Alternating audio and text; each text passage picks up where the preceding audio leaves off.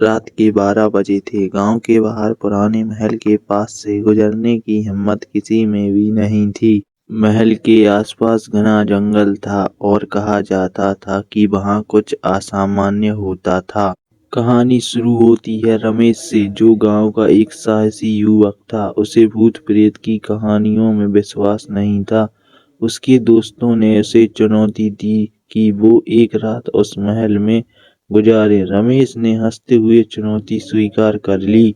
रात का समय था, चांद बादलों में छिपा हुआ था और वातावरण में सन्नाटा छाया हुआ था।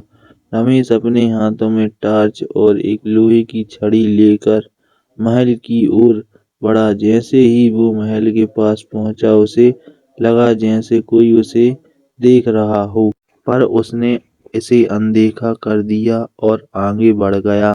महल के अंदर घुसते ही उसे वहां अजीब सी ठंड महसूस हुई। दीवारों पर पुरानी पेंटिंग्स लगी थी, जिनके चेहरे धुंधले हो चुके थे, लेकिन ऐसा लग रहा था कि वो रमेश को घूर रहे हों। अचानक एक दरवाजा जोर से खुला और रमेश चौंक गया। उसने सोचा कि ये हवा का असर हो सकता है। रमेश ने सोचा कि वो महल के सबसे ऊपरी मंजिल तक जाकर देखेगा। जैसे ही वह ऊपर की सीढ़ियों पर चढ़ा, उसे किसी के धीरे धीरे चलने की आवाज सुनाई दी। उसने पीछे मुड़कर देखा, लेकिन वहां कोई नहीं था। डर की एक लहर उसके शरीर में दौड़ गई। उसने खुद को संभालते हुए ऊपर की ओर चढ़ना जारी रखा। अचानक एक कमरे में उसने देखा कि एक बूढ़ी औरत एक काले कपड़े में खड़ी थी। उसके चेहरे पर गहरी झुर्रियां और आंखें जलती हुई लाल थीं। रमेश का दिल जोर जोर से धड़कने लगा।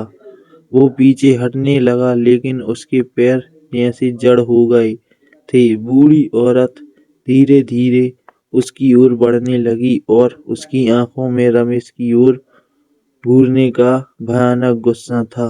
रमेश ने हिम्मत जुटाई और भागने की कोशिश की, लेकिन उस बूढ़ी औरत ने अपनी उंगली उठाई और बोली, तू यहाँ क्यों आया है? ये महल मरे हुए लोगों का है, जिंदा इंसानों की यहाँ कोई जगह नहीं है।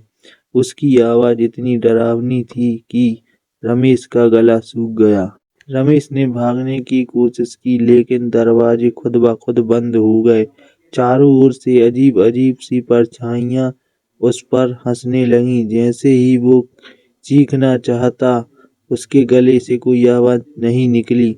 सुबह गांव के लोगों ने रमेश को महल के बाहर बेहोश पाया। जब उसने होश आया आकर बताया कि उसके साथ क्या हुआ, तो लोग सन्न रह गए। तब से गांव में यह मान्यता है कि उस महल में जाने का मतलब है मौत को दावत देना। और रमेश ने फिर कभी उस महल की तरफ देखने की हिम्मत नहीं की।